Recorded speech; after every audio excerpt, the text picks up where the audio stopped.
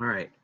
Um, so again, as we were starting here to talk about the need for communications, it's a human need, and we gave examples about different types of communication. And we said the intention here is to transfer information from one party to another.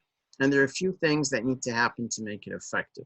Common language, appropriate mode, clear objective, the correct application. We'll talk more about these things in detail. We mentioned the attributes, precision, how concise, accurate, and uh, clear that message is. We talked about the domains, and then lastly, the forecasted impact. If I share a message with someone, what do I expect the impact is going to look like? Will that person be receptive? Would that person be influenced positively? Would that person walk away? Or would they get closer to the discussion? Are they going to contribute to the discussion, and so forth? So you want to kind of forecast what this outcome could be. All right, if there are any questions, pause me. So here's a little thought, food for thought. Looking at these images, what would you say that for effective communications, what are the three things that or I guess the question here is, what are the attributes of effective communications, or of communications in general?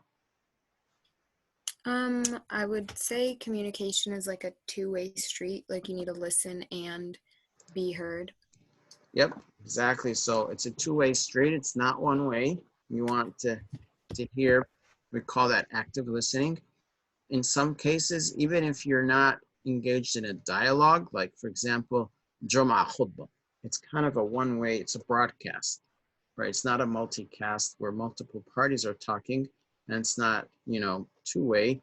It's a broadcast, but you can still get an idea if the audience is engaged or not by looking at their faces, by kind of seeing their gestures on their, how they're reacting and so forth. So it is a two-way street. All right, what else? You also have to be really clear, so clarity. Okay, so like that lighthouse gives us an idea that there's a purpose behind it. So all communications have purposes behind it. Okay, now not all communications are necessarily clear. You can tell your brother or sister something and they don't understand you because it just wasn't a clear message, but you had a purpose, right? So all messages are two-way, or at least they go one direction, and they have a purpose. And what else? There's a group of people sitting together. So communications needs what? More than one party, at least two parties. You're talking to someone, right? Now, there's another type of communication, what we call intra-thoughts, intra-communication. We talk to ourselves, but that's not, today's discussion. We're talking here about communications amongst people, right? So any communication message has a purpose, has at least two parties, and goes out in one direction. Now, a good communicator is going to make it bi-directional. But any message has these three characteristics. Now, good messages have more than these three, all right? Okay, so let's move on, talk about this little infograph here. It's kind of giving you the cornerstones of a communication message. So like you were saying, each message has attributes. Some messages could be clear, some could be less precise than others, some are more accurate than others, some are relevant, some are deep, they have lots of detail, some are broad, they cover a lot of things, but they don't go into detail. So these are examples of attributes.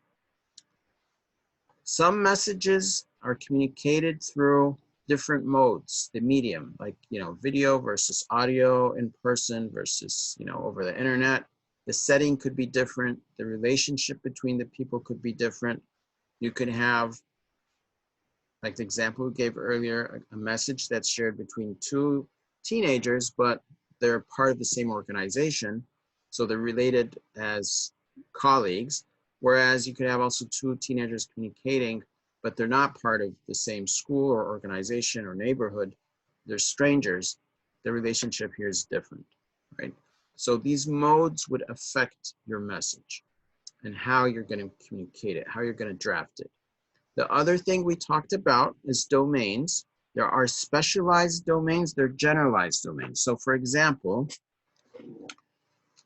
in the medical domain, doctors and nurses and so forth, they have a word that they use to mean meeting a patient. So if you're a patient, you go to your doctor, what do you usually say at home?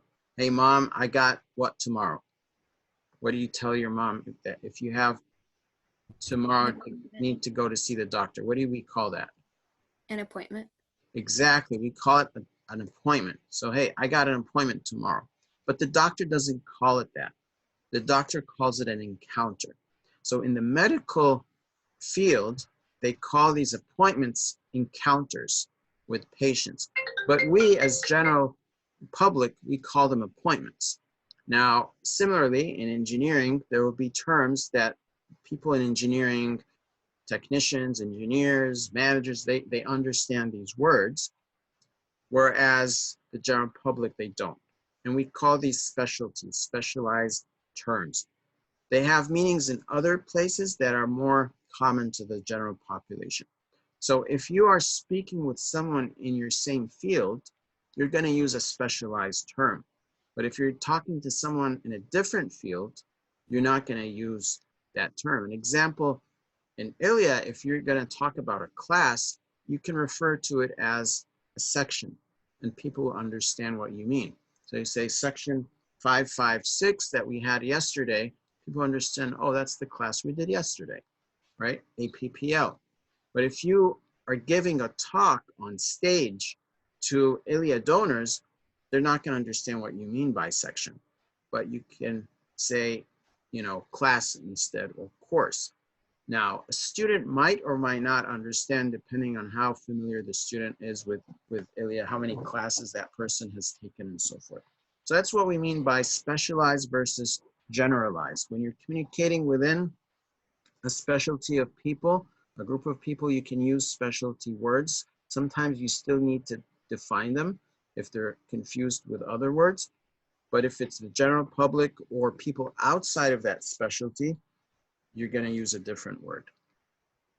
And then we have the objectives here on the left of the message. All right. So these are perspectives. These are ways to think of your message.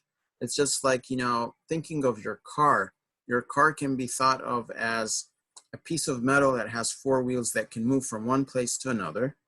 It can be thought of as an enclosed structure that protects you from rain and, you know, thunder if you're outside.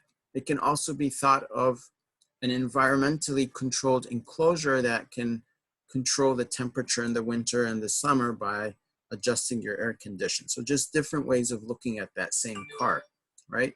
So here we're looking at the message from different perspectives. Another perspective or cornerstone is the objective or the purpose of the message. So like we said, is the message to set an expectation. Hey guys, we'll meet tomorrow 6 o'clock and then we go up on our hike. So we're setting an expectation. We're letting people know that they should expect to be at the trail by 6 o'clock. Or are you negotiating something? Hey guys, don't bring with you anything heavy because it's going to be really a long, difficult hike. So please, please don't bring anything. So someone say, well, we need to bring water bottles. No, we got water up there. There's someone will be waiting for us. You're negotiating. Or you're resolving a conflict, right? So, hey, we don't want to go on this hike. It's so hot. Well, we have to do it. It's part of our class. Or it's really great view up there, guys. Once we get to 2,000 feet, you're going to appreciate the effort that you put in. You'll feel good about yourself. So you got a conflict of opinion here. Or you're sharing something. You're sharing news. You're sharing a fact. You know, when you get to the top of the mountain, you actually will be above the clouds because in this area, there's a big valley and the clouds tend to be low. So you're sharing a fact. Or you're influencing the receiver. You're saying, you know what? I know it's a big hike, but if you get up to the top of that mountain, you're going to feel so empowered and so good about yourself you're just going to be flattered and happy for like a week or so. So you're influencing, oh, I don't know if I can do it. I'm so lazy. Well, let's give it a try, right? You're influencing people. Or you're collecting information, just like some of you are doing a survey. That's a way of communicating with people. Or you're working together with your team. It's like, hey, let's work on this document together. Or you're expressing a need. You're saying, well, it's too cold. I need, a sweater. Or you're serving a need for someone. Here you go, take the sweater. Or you're reflecting a feeling. I feel so lonely up here in the mountains. There's no one, there's not a lot of people and so forth.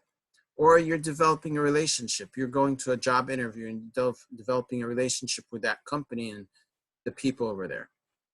Or you're executing a transaction, meaning you're doing something, right? You're paying for something at a store and getting a good in return. You're at the cashier checking out, or you are you're punching some numbers on your phone to access, your grades at school. Whatever, that's a transaction, okay?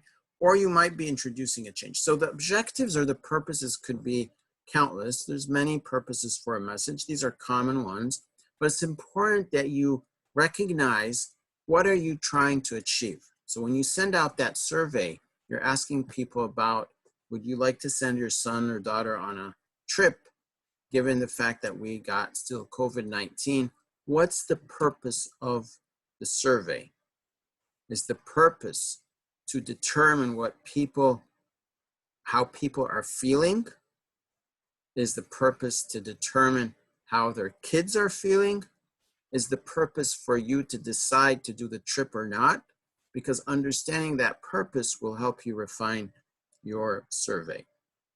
And then lastly, we'll talk about two more things, the applications, that yellow circle in the middle, where these are common applications. You're reviewing something together. So there's some work or something we're looking at together. We can be at the top of the mountain looking at the valley together, and we're reflecting, we're sharing our thoughts. That's a type of a review. You're looking at something, you're pondering on it. That's a review. Versus planning. You're still in the valley going up the mountain. You're discussing with each other, how do we go up? So you're answering the question of how and why, versus the question of look at this and what can we do differently, or how amazing is it, and so forth. Or you could be sharing information.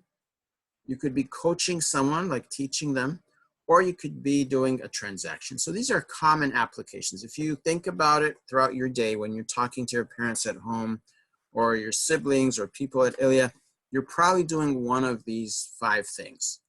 You're either conducting a transaction. Hey, mom, can I borrow, whatever. That's a transaction. Or, hey, dad, do you know that it's going to rain tomorrow? You're sharing information. Or you're telling your sister or brother something, you're kind of teaching them, coaching them. Or you're planning something with other friends at Ilya, or you're reviewing a document. So usually most human beings, this is kind of what we do every day, and we do it dozens of times without even noticing. Last thing to talk about is impact. So once you communicate a message, one of 3 things usually happens. Either you acquire some value. So, hey, mom, can I borrow this? And if she says yes, you've acquired some value. Or you're trying to persuade someone to do something. Hey, can I borrow this? And she says, no, come on, I need it for this. Well, you don't take care of it. Okay, so you're persuading. With intention, always, we usually, as human species, we're trying to acquire value. As the Prophet ﷺ said, nothing fills the mouth of the son of Adam except the dust of the grave. We always are in constant hoarding of things, whether it's money or knowledge or something, right? So it's value acquisition that we're looking for. And usually when we're communicating with other people, we're trying to do that in a direct or indirect way. Or we're persuading someone to do something, or we're building a relationship, right? So for example, right now we're communicating in this class, and it's kind of all the above. Your presence here, you're trying to acquire value. You're trying to learn something new that would help you in your life. So from your perspective, it's about value acquisition. You took some time off, you came here, you're vested into an hour and a half to learn something. From my perspective, I'm trying to persuade you to learn about what? About best practices. So my communication objective is on the longer term, you would have learned a few things that would make you a better writer and communicator down the road, right? And in that process, we're building a relationship of a learner-teacher type relationship.